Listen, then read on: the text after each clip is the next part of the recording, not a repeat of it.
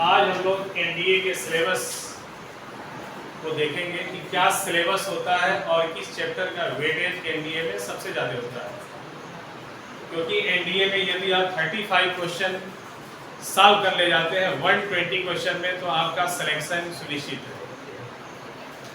क्योंकि जीएस का पार्ट में 150 क्वेश्चन आते हैं और 150 क्वेश्चन में 50 क्वेश्चन भी एवं बच्चे कर ले जाते हैं, ठीक ना। लेकिन मैथमेटिक्स आपका ऐसा सब्जेक्ट है और ये क्वालिफाई भी है। सबसे पहले आपकी मैथमेटिक्स की ही कॉपी चेक की जाती है, देखी जाती है क्या ये बच्चा क्वालिफाई किया है कि नहीं। यदि आप क्वालिफाई करते हैं तब आपका जीएस का पेपर देखा जाता है और फिर आपकी मेरिट लिस्ट में नाम आती है, ठीक है, एसएसबी के लिए। तो आज हम लोग डिस्कस करने जा रहे हैं एनडीए के सभी चैप्टर्स पर जो लिखे गए हैं, इसको आप देखेंगे कौन कौन सा चैप्टर है और क्या इसका वेटेज है, ठीक ना, और कहाँ कहाँ पढ़ चुके हैं, किस किस क्लास में पढ़ चुके हैं, इसकी चर्चा हो रही है। देखिए कंटेंट्स क्या लिखा गया है, ट्रिग्नोमेट्री। और ये ट्रिग्नोमेट्री चैप्टर आप क्लास 10th से ही पढ़ते आ रहे हैं। क्लास 10th में आप पढ़े होंगे, ठीक है, ट्रिग्नोमेट्री, क्योंकि बेसिक ट्रिग्नोमेट्री उसमें दिया गया है, लेकिन उसी में आपको हाइट एंड डिस्टेंस मिलता है 11th क्लास में सीबीएसई बोर्ड में नहीं, ठीक है। तो हाइट एंड डिस्टेंस के क्वेश्चन ट्रिग्नोमेट्री का 2 पूछा जाता है एनडीए में हर साल, ठीक है। तो ट्रिग्नोमेट्री में ही वो आता है हाइट एंड डिस्टेंस भी, इसलिए इस चैप्टर का वेटेज सर्वाधिक है और इससे क्वेश्चन लगभग एनडीए में 10 से 20 क्वेश्चन लगभग देता है, ठीक है, 10 से 20 क्वेश्चन। कभी कभी 14 भी दिया है, 16 दिया है, ठीक है, 20 क्वेश्चन भी देते हैं कभी कभी, ठीक ना। जिस समय आपका भाग्य सही रहता है उस समय इससे 20 क्वेश्चन आ जाते हैं और 20 क्वेश्चन यहाँ करके बाकी सभी चैप्टर से आप 15 क्वेश्चन कर देते हैं, तो आपका रिटन एग्जामिनेशन निकल जाता है, क्योंकि 35 क्वेश्चन हो जा रहे हैं। इसके बाद देखिए डिटरमिनेंट्स एंड मैट्रिक्स, ये आप 12th क्लास में पढ़ते हैं। डिटरमिनेंट एंड मैट्रिक्स, इससे लगभग क्वेश्चन 3 या 6 पूछे जा रहे हैं, 3 या 6 क्वेश्चन लगभग देता है हर साल, ठीक है। अलजेब्रा, अलजेब्रा का ये सभी पार्ट्स हैं, ये वेरी इंपॉर्टेंट है। अलजेब्रा में सेट्स, रिलेशन एंड फंक्शन, ये चैप्टर आप क्लास 11th में पढ़ते हैं और 12th में रिलेशन एंड फंक्शन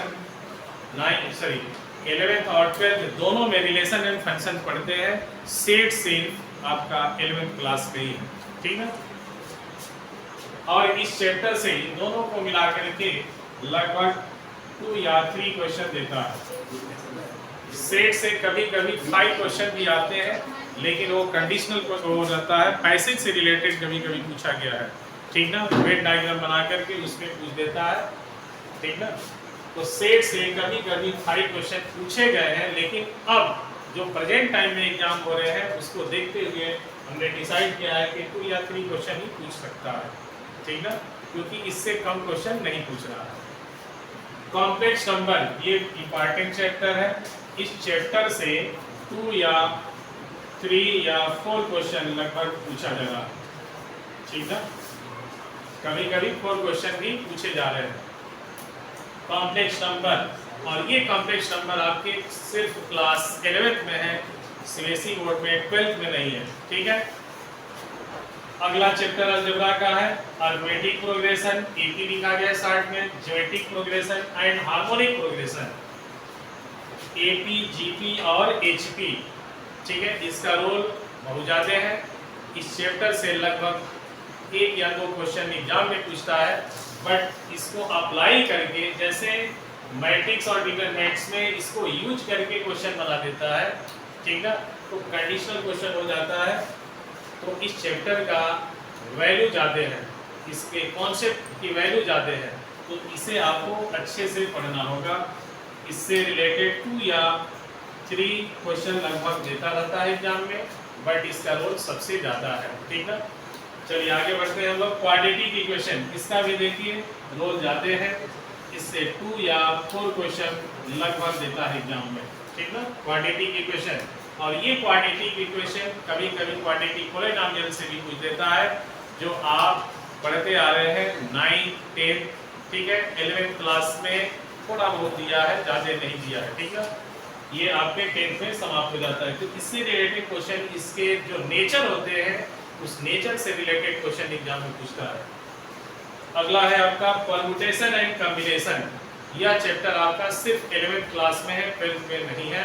तो आप 11th में यदि अच्छे से पढ़ लिए तो आपके लिए यह चैप्टर आसान हो जाएगा कंपटीशन में, और इससे रिलेटेड क्वेश्चन अच्छे पूछे जाते हैं।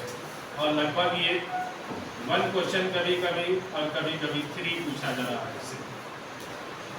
बाइनोमियल थ्योरम, बाइनोमियल थ्योरम से रिलेटेड क्वेश्चन भी पूछे जाते हैं। 2 या 3 क्वेश्चन लगभग देता है, कभी कभी 1 देता है, ठीक है, लेकिन 1 क्वेश्चन आना ही है, ठीक ना। इसके बाद है लॉगरिथमिक फंक्शन, और इससे रिलेटेड क्वेश्चन, इसका भी यूज बहुत जगह है। आप कैलकुलस में भी यूज इसका देखते हैं, लिमिट में भी यूज है इसका, ठीक ना। तो लॉगरिथम चैप्टर से रिलेटेड कम से कम 2 या 3 क्वेश्चन एग्जाम में पूछा जा रहा है, ठीक ना। बाइनरी नंबर्स, कभी कभी देखिए बाइनरी नंबर से हर साल 1 क्वेश्चन देता है, लेकिन कभी कभी 2 भी दिया है, कभी 3 भी क्वेश्चन एनडीए में पूछा गया है। ग्राफ ऑफ इनइक्वेशन, इनइक्वालिटी है, इससे रिलेटेड 1 क्वेश्चन कभी कभी पूछा है या 2 क्वेश्चन आ सकता है। फिर आते हैं हम लोग एनालिटिकल ज्योमेट्री। इसमें आप 2D पढ़ते हैं, 2 डायमेंशनल ज्योमेट्री और 3 dimensional geometry, 2D and 3D। 2D में आप पढ़ते हैं लाइन से रिलेटेड, स्ट्रेट लाइन, ठीक है, सर्कल का इक्वेशन पढ़ते हैं। इसके बाद पैराबोला ने कॉनिक सेक्शन का पूरा parts, parabola, ellipse, circle, hyperbola, ये 2D में आप पढ़ते हैं, ठीक ना। 3 डायमेंशनल में आप स्फीयर पढ़ेंगे, ठीक ना। स्फीयर का इक्वेशन बताया जाएगा इसमें। 3D के स्ट्रेट लाइन में भी इक्वेशन होंगे, ठीक ना, प्लेन का इक्वेशन पढ़ाया जाएगा। अब आते हैं हम लोग vector algebra. Vector algebra very important chapter है। इससे लगभग 5 या 7 क्वेश्चन एग्जाम में पूछा जा रहा है, एनडीए के एग्जाम में। वेक्टर अलजेब्रा इंपॉर्टेंट चैप्टर है, और इसका यूज आप फिजिक्स में भी पढ़े होंगे वेक्टर, ठीक ना, और आप 12th क्लास में इसे पढ़ेंगे। वेक्टर अलजेब्रा 12th में है और कहीं नहीं है, लेकिन यही आप वेक्टर अलजेब्रा क्लास 11th में फिजिक्स में पढ़ते हैं। इसका भी रोल अच्छा खासा है, और इससे लगभग 10 क्वेश्चन एग्जाम में पूछे जा रहे हैं, ठीक ना। बहुत अच्छा चैप्टर है ये वेक्टर अलजेब्रा। इसमें आप पढ़ेंगे स्केलर प्रोडक्ट, मॉडुलस, ठीक ना, vector product, vector triple product, scalar triple product, ठीक ना, यहाँ तक आपको पढ़ाया जाएगा इसमें। फिर आते हैं आप स्टैटिस्टिक्स। तो स्टैटिस्टिक्स में आप mean, median, mod, standard deviation, mean deviation और कोरिलेशन, वेरिएंस, ये सभी चैप्टर आप इसमें स्टैटिस्टिक्स में पढ़ेंगे। जितने भी अभी नाम रखे हैं उन सभी को आप स्टैटिस्टिक्स में पढ़ते हैं।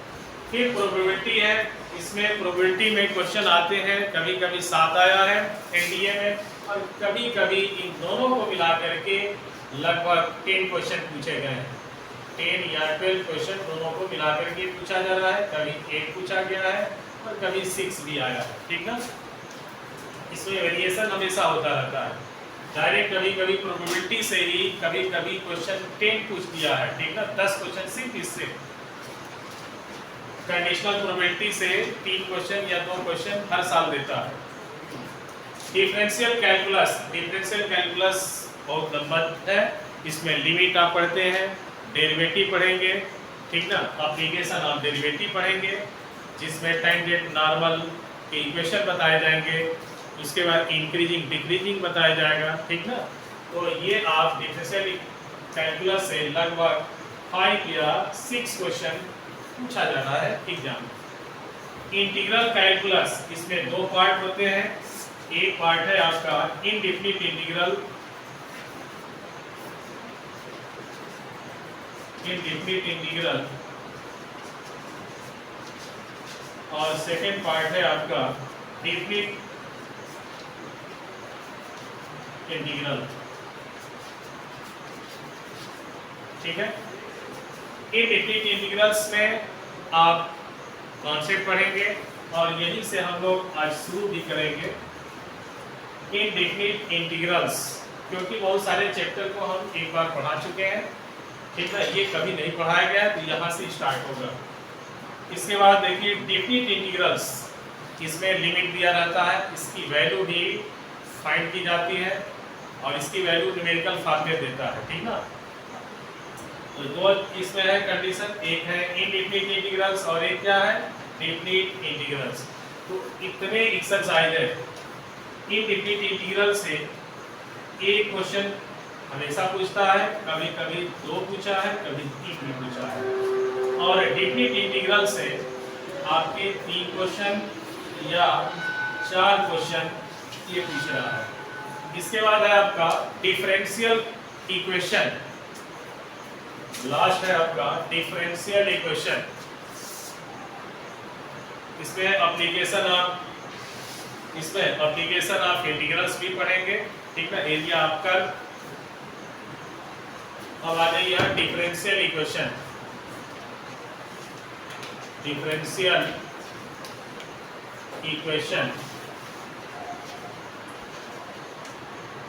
ठीक है, डिफरेंशियल इक्वेशन से हर बार order and degree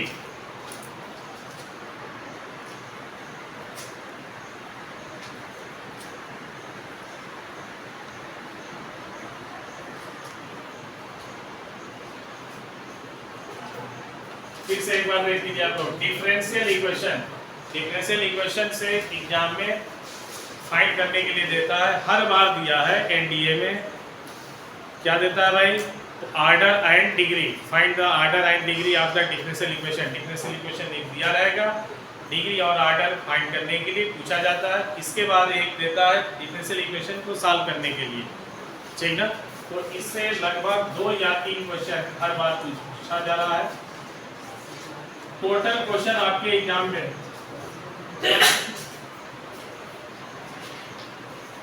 total number of जो क्वेश्चन होते हैं एग्जाम के 120 होता है, जिसमें अभी हम बता रहे हैं कि 35 प्लस होना चाहिए आपका सही। ठीक है, यदि गलत कर दिए हैं, मान लीजिए कि 40 क्वेश्चन आपने अटेम्प्ट किया और उसमें आपके 35 ही सही है तो आपका सिलेक्शन नहीं होगा। ठीक है, 35 क्वेश्चन ही सही होनी चाहिए।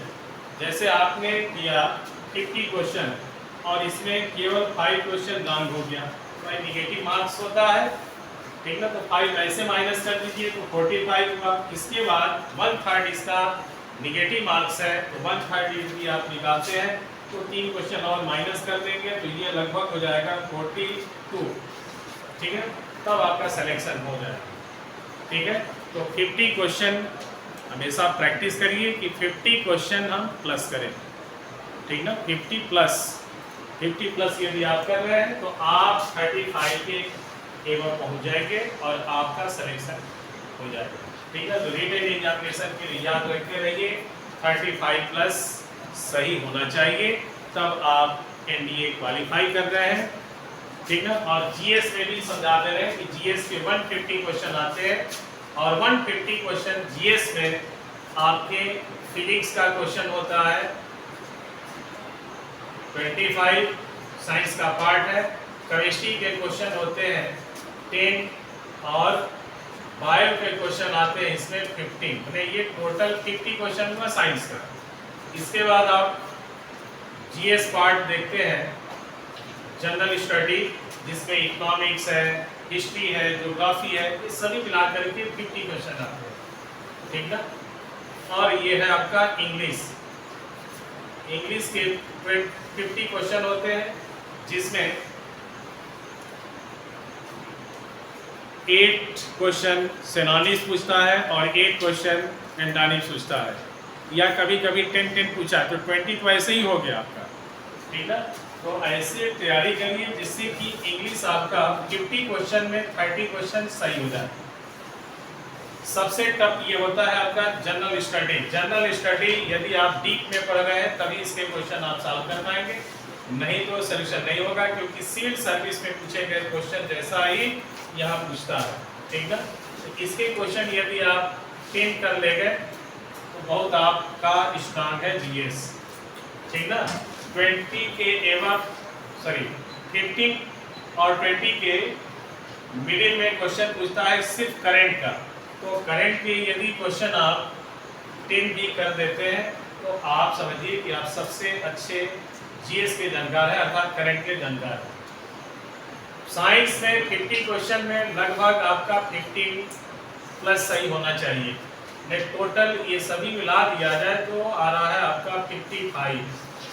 अभी बता भी रहे थे कि जीएस यदि 50 प्लस कर दिए सही तो कोई रोक नहीं सकता है रिटन एग्जाम, ठीक ना। और ये आप रिटन एग्जाम निकालिए तो फिर आप एसएसबी के लिए क्वालिफाई हैं और एसएसबी दे सकते हैं, ठीक है। तो ये पूरा हमारा सिलेबस रहा, इसके अकॉर्डिंग आप लोग को पढ़ना है और मेहनत करना है। अब जिस चैप्टर में हमने नंबर ऑफ क्वेश्चन ज़्यादा लिखे हैं उस पर फोकस आप ज़्यादा करें, ठीक है, क्योंकि उससे रिलेटेड क्वेश्चन आप एग्जाम में कर सकते हैं और आसानी से हो भी जाता है। चलिए स्टार्ट किया जाएगा। आज आप लोग नोट कर लें, शुरू करने जा रहे हैं हम लोग इंटीग्रल कैलकुलस, ठीक है, सबको समझ में आएगा। अभी हम लोग डिस्कस कर रहे थे कि किस चैप्टर का वेटेज कितना है।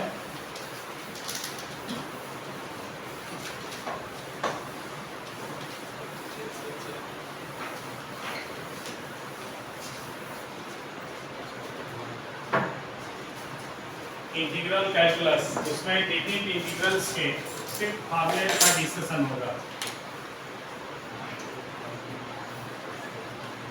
इंटीग्रल, इसमें आप पढ़ने जा रहे हैं different integration, indifferent integration, indifferent integrals.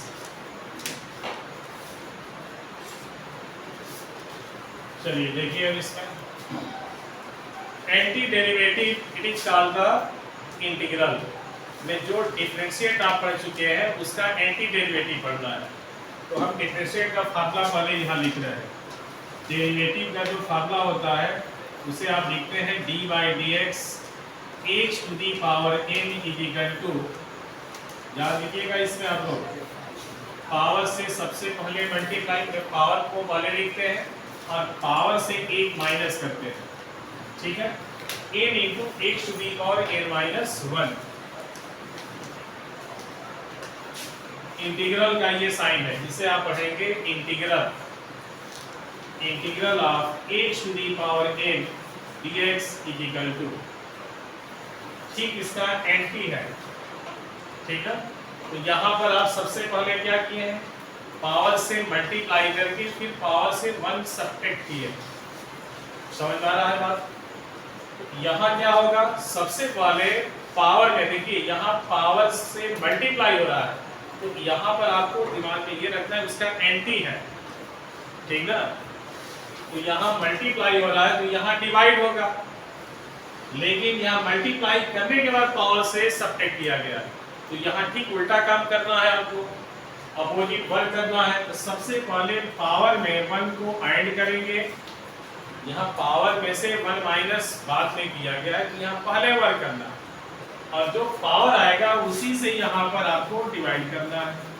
ये आपका एंटी डेरिवेटिव हो गया x to the power n का, और integral of x to the power n is equal to x to the power n plus 1 divided by n plus 1 plus constant. इसमें integral constant को add ही करते हैं, ठीक है, क्योंकि इसका डिफरेंशिएट करेंगे तो x to the power n आ जाएगा।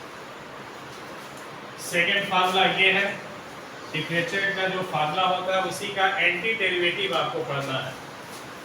D by d x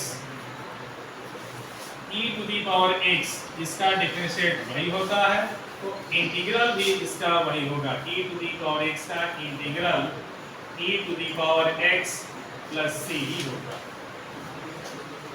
third number dy dx log x base e का डिफरेंशिएट 1 बाई x होता है।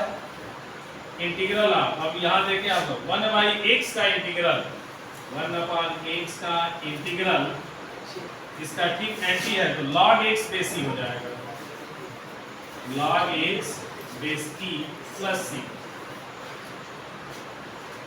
फोर्थ फार्मूला ये है dy dx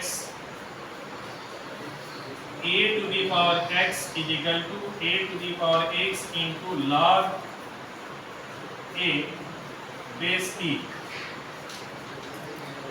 integral of a to the power x का integral a to the power x divided by log a base e plus of c। Note करते चलिए formula.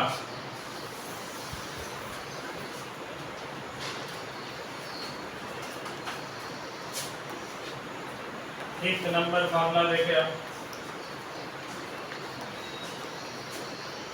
Differentiate of sin x का differentiate cos x होता है तो cos x का integral of sin x is equal to minus cos x। ठीक है, cos x का डिफरेंशिएट माइनस sin x तो sin x का integral minus cos x। Differentiate of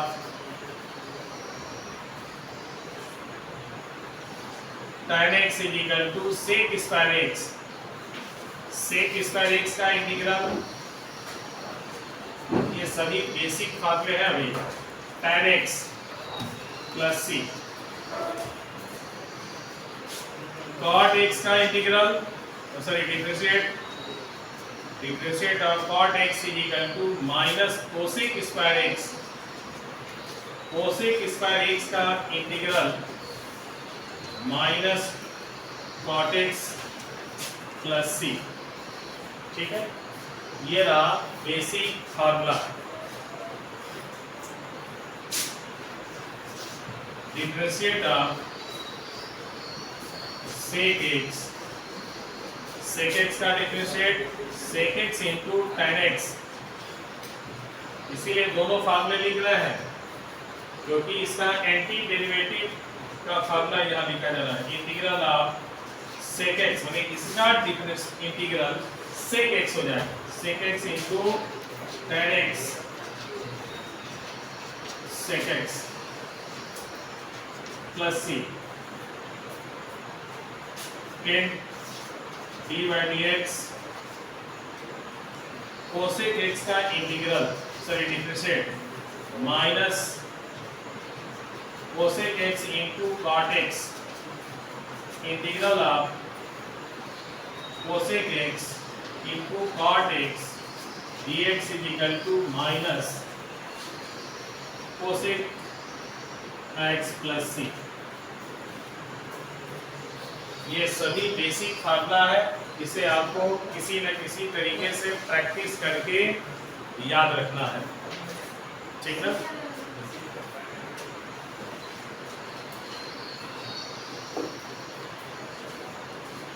एक दो ट्रिकी फार्मूला भी लिख रहे हैं, ध्यान दीजिएगा, लेकिन इसको याद करिए।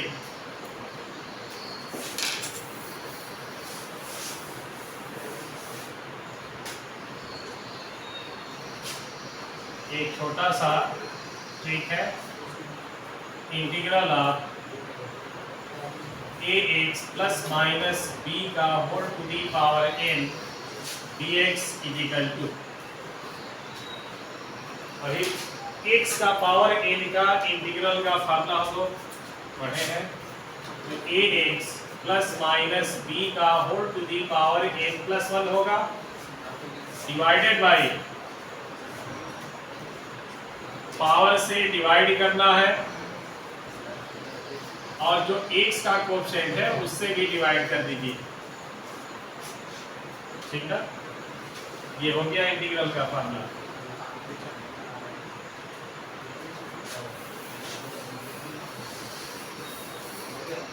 इस पर एग्जांपल देखें आप लोग, ये सभी अंडरलाइन करते चलिएगा क्योंकि ये सब यूज करते हैं तो क्वेश्चन का सलूशन फास्ट हो जाता है। ए और बी कांस्टेंट है, ठीक ना, पूरे का पावर 8 है तो पावर में 1 इंक्रीज हो गया, पावर से डिवाइड करेंगे और जो x का कोएफिशिएंट है उससे भी डिवाइड कर लेंगे। ठीक है, जैसे एग्जाम में आ गया ये इंटीग्रल ऑफ 3x माइनस 4 का होल टू दी पावर 100। ठीक है, तो इसका आंसर आप डायरेक्ट बता सकते हैं।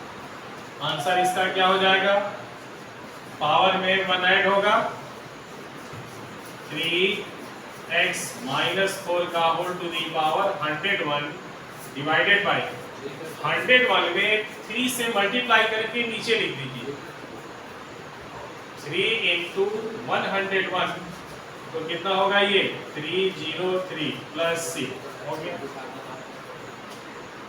पावर में 1 इंक्रीज करना है और जो x का कोएफिशिएंट है उससे मल्टीप्लाई करके डिवाइड करना है।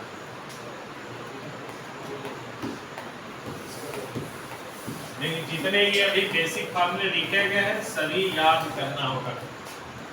Next integral of 5x plus 2 का होल टू दी पावर 79। ठीक है, अब इसका सॉल्यूशन आप लोग करिए। पावर में 1 ऐड करेंगे तो कितना होगा 80। 5x प्लस 2 का whole to the power 79 plus 1 is equal to 80 divided by 5 into 80 400 plus c। Next example integral of 7x minus 1 का whole to the power 5 dx। इसे सॉल्व करें, इसे आप लोग लगाएंगे इंटीग्रल 6x माइनस 2 का whole to the power 11 dx। ये सभी क्वेश्चन जो लिख रहे हैं इसको आप लोग सेल्फ करेंगे।